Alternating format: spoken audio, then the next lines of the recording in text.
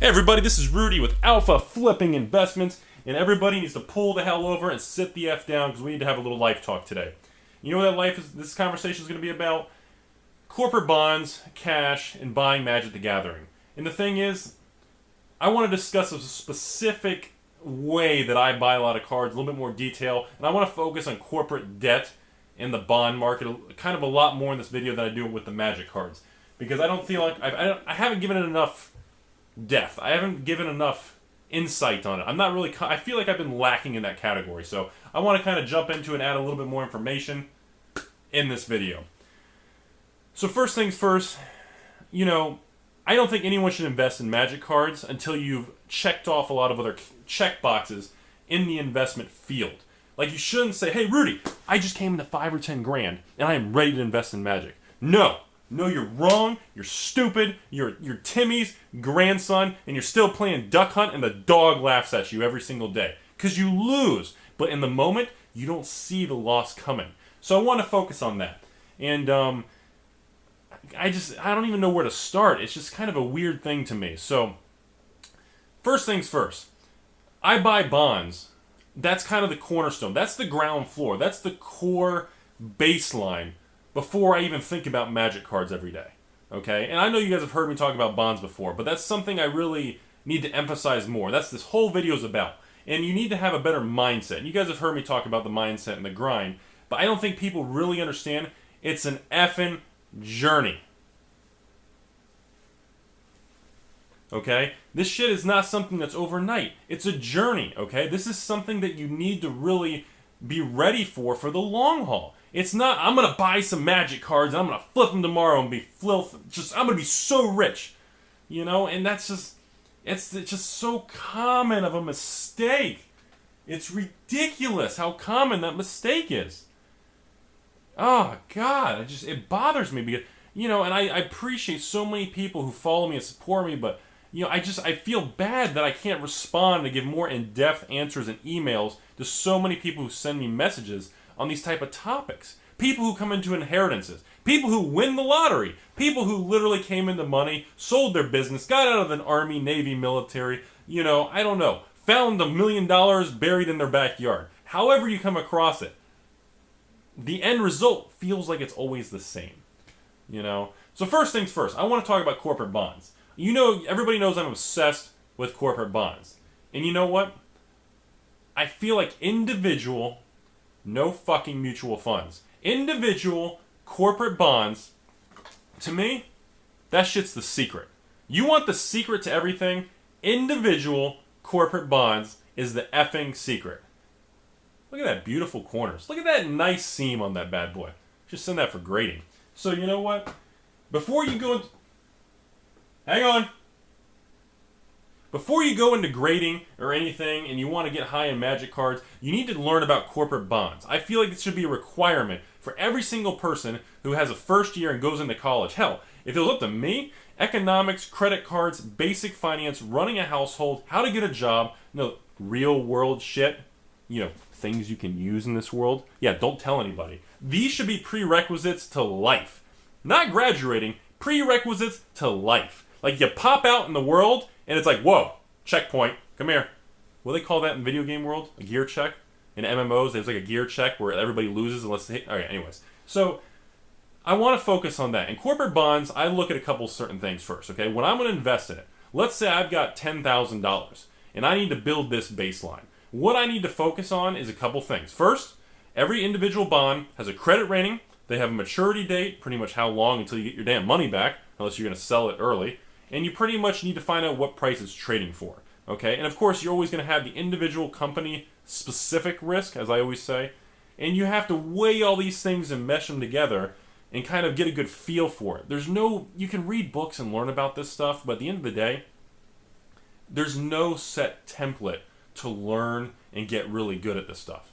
There isn't. I can go on Google, I can read the internet all day long. I can subscribe and pay for people and buy their Rudy's Get Rich Quick scheme. You can buy all that bullshit, but at the end of the day, the only people who get rich are the people who sell you that bullshit. But at the end of the day, you have to learn. You have to have instinct. You have to develop an instinct for it. You got to develop just, gut instincts and gut feelings. And that's when you know you'll be ready for it in the real world. That's kind of how I always look at it. And when I used to train a few people and I talk to people, those are the conversations we would focus on. It's kind of when you learn and you get that feeling of instinct and it gets more and more accurate. Like it hones in. And that puts you on your way to a good journey, you know? You gotta have the damn vision to do this shit, okay? And you gotta have faith to go on the damn journey to move forward in this world and life. Otherwise, you know what? You're gonna work 9 to 5, you're gonna work your ass off. Oh, but Rudy, you don't understand. Life always happens. I save money, but some shit always comes up and derails me. Of course it does! That's the fucking real world! You know, if you can't handle that, you're never going to evolve. You have to evolve. Things are always going to come at you. Hell, that's why evolution, you know what that shit says? Evolution. You have to evolve. You have to be aware that things are never going to be easy. But Rudy, I've tried saving money. Every time I do, an unexpected bill comes up. Of course it does. And that's the way the real world works. And if you're only doing 95 and you haven't really been able to excel, find your niche yet, you're still in that earlier training phase kind of per se. And it does take a while to break out of that cycle and build momentum on your ground. You know, every time you drop something, it's not going to hit traction and take off. Most times it's going to stall out. But if you keep trying, you keep throwing the darts, you throw a handful of shit on the wall, some piece of that is eventually going to stick. Most of it's going to drip down the wall, and you're going to be like, oh God, now I got to clean this shit up. But there will be things that stick. So I like to focus on corporate bonds that can make me 5 to 7%. I don't think that's too much to ask. I don't make millions, but the thing is, I want to focus, like, if you have $10,000, you finally save it. Oh, but Rudy, I can't get 10 grand. Get the hell out of here. Anyone watching this video, as long as you're a regular person with a regular job and you're in good, you have basic physical health. If you're trying to tell me you can't save a couple $100 a month, you're full of shit. You need to unsubscribe from me, go in the comment section, and go and curl up in the fetal position. Because you're full of shit. And if you just want to comment in the section of this video saying, Rudy, I don't have the discipline to save it. I want to go out at night, I want to hang out with my buds, I want to get drinks, I want to smoke, I want to use vape or e-cigs, I want to buy things on the way home, I want to swing in the gas station, I want to buy it.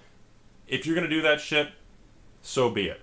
Acknowledge it, and I'm cool with you. You're fine, because you acknowledge it. But if you give me some bullshit, like, oh, Rudy, I don't have time to do that stuff. I don't have the money. No. God, I can guarantee you waste so much money in your life. I know people who make minimum wage that are able to save money. Okay. So, once you're able to save some money, usually I always figure the ground floor is like 10 grand. I always think that people should learn, and of course, while you're saving the money, read and learn and research. Hell, watch YouTube videos on people. Just learn, read the damn books. Go to the library, sit in a Barnes & Noble and read the books. They're free. You know, you can target 5 to 7%. That's what I do. And I don't go for municipal bonds because I don't really focus too much on taxes. But for corporate bonds, if you can average 6% a year interest, 5 to 7 range. And you know what that means? Every $10,000 you invest in, you're going to get paid $600 a year interest, or $50 a month, which is what it actually breaks down to. Although you usually only get paid twice a year, but it comes out to $50 a month for every 10 grand. Think about that for a second. So that means if you eventually save $100,000 and put it in the bank, invest it in some sort of stable, mid-term maturity bond that maybe lasts 5 to 8 years, and you can get 6%. That means on 100 grand, you're going to make $6,000 a year, which means they're going to pay you $500 a month to sit back, to wake up in the morning, okay, just roll out of bed, pick up your phone off the charger. I don't care if you go to work, you watch porn, you literally watch TV, you watch Jerry Springer for 2 hours. I don't care what you do. Doesn't matter. The point is, when you're waking up at the end of every month, you're already making $500. And that's when shit gets easier, okay? Because the money is now your employee. Once the money works for you, the tables and that teeter-totter starts tilting and things get easier. And then you're on your way to the damn journey into a better life, okay? And guess what? Journey in the NYX is doing some crazy shit on prices, by the way. I don't know if it's because this shit's on a journey to a better expected value or a better world. I don't know. But I don't know what's going on with these. I just want to lay it out there. Not in this video, though, but Journey in the NYX has been doing some shady stuff. Hang on. my baby there. That's my precious. So that's what I wanted to focus on. You don't want to buy maturities in these bonds that are 20, 30 years or 100 years. You want to buy a bond that's 5 to 8 years maturity that you can get maybe 5 to 7% interest rate on. And you want to start building this nice baseline on individual bonds. And again, yes, you have company-specific risk, because if that company, something happens to them, if the CEO gets caught doing something shady, if the Wells Fargo CEO gets fired, it can affect the bond a little bit. But as long as the company doesn't go bankrupt, you're going to get your money. As long as they are able to keep the lights on, you're good to go. The stock, you need growth. You need all this extra shit. I don't care about that. I don't care how good or bad the company does. As long as they can keep the damn lights on, good to go, people. And that's one of many reasons I prefer it. So, without getting too in-depth on individual bonds, and I just want everybody to learn about it and read about it. And to me, again, go to the computer, go to Google, read shit, learn shit. It's all free. It's on the internet if you're willing to put the time into it. Rudy, I don't have time. Oh, God, nobody has time to look at your face. That's what it is. Everybody has time. Everybody wastes so much time every day. Oh, Rudy, no, I want to sit at home and watch The Voice or Chef Ramsay. Jesus, whatever. Anyway, the thing is, just people need to have the right mindset. They need to have the right vision. And you need to be willing to go on a long-term journey, okay? Because you pretty much have a couple categories I always look at. You have what? Your job. You need to invest in bonds and create a cash flow. And then after that, you usually need to go into real estate and at least try to get one rental property or something to help kind of reduce your tax liability and to also help diversify again. So you start creating these multiple tentacles or prongs in the water. And then after you usually get those first three things that are stable, you're not going to lose your job. You feel good. You've been there a while. You have money in bonds. Individual bonds, not mutual funds. And you have these individual bonds, and you've been doing it for years. You're comfortable, and cash is coming in. Then you get one rental property, let's say, or you buy your own first house, for whatever. Once you get those first three things going, I feel you're ready to move into doing something different, which is magic.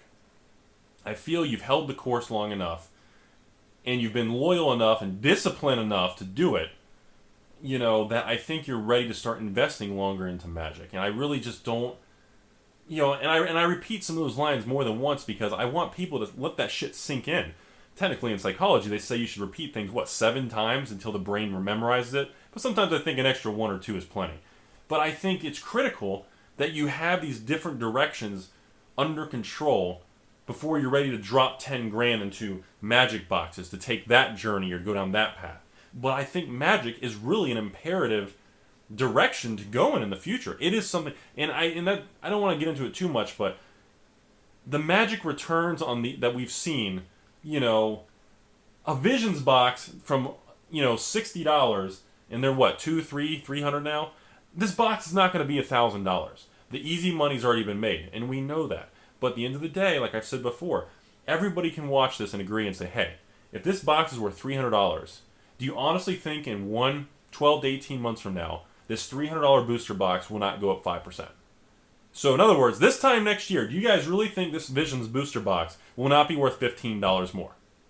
Seriously? When you break it down like that, you kind of go, well, hell. Yeah, I guess that 5% does seem realistic. And you can go online, you can look it up, you can Google it, you can do whatever the shit you want to do. But at the end of the day, it doesn't seem that unrealistic when you look at it that way.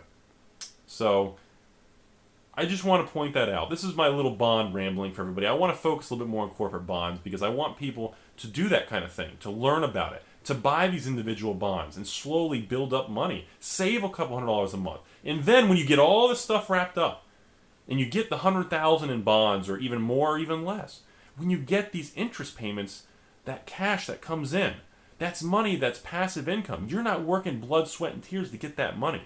And then take that money, and then roll it into magic boxes.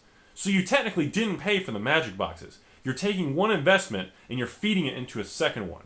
And that's how wealth is built. That's how people do it. That's how money managers make more money. That's how hedge funds hedge different risks. They diversify. They research. And that's the key to doing that kind of thing. You have to keep it split up like that. That's imperative. Again, computer, research, doing different things, learn about it, have faith. There's going to be difficult times. But I'm telling you, do not go for big kill items. Stay focused. Put money aside. Don't jump in, because I know everybody watching this loves Magic. Maybe you love Pokemon and you want to evolve like the new evolution set. I don't know. Everything has a purpose in this world. And every different investment and every different class and asset class has different purposes. There is no ultimate crown jewel in the investment world. There is no Magic is the best, everybody. Sell everything you own and put everything in Magic. That's not true. Sell everything you own, put it in bonds. Rudy loves bonds. That's not true either. They're all partially true, but they're all true 100% of the time when you meld. Is that the new mechanic? When you meld them all together. No, hang on, I got a better one. When you use the new partner mechanic and you have multiple commanders together. When you put all the commanders together, the bonds, the cards, the real estate, when you meld them all and they all hold hands into a nice little cute circle of partners, that's when shit gets real. And that's when you become very strong. And it takes a long time to do it. This is not overnight shit. This is not big kills. This is not, I'm going to be rich tomorrow. This is something you're going to have to work your ass off to build, unless you're a lucky SOB who's born into it. And if you are, I'm jealous, because I wasn't that fortunate. But the thing is, anybody can do it if you're willing to put the time into it. But for some reason, again, we are the flippin' entitled generation where we all think we don't need to work. We should be getting more because, you know what? That other YouTube guy, he makes $1 million a year on YouTube. And I got to work my ass off. Well, some people get lucky. Some people were first to market. Some people did do really well. And some people didn't do as well. But at the end, you got to find your own place. And you got to go by your own numbers, your own stats, your own job, your own income. And at the end of the day, you have to build your own empire. Have a great fucking day.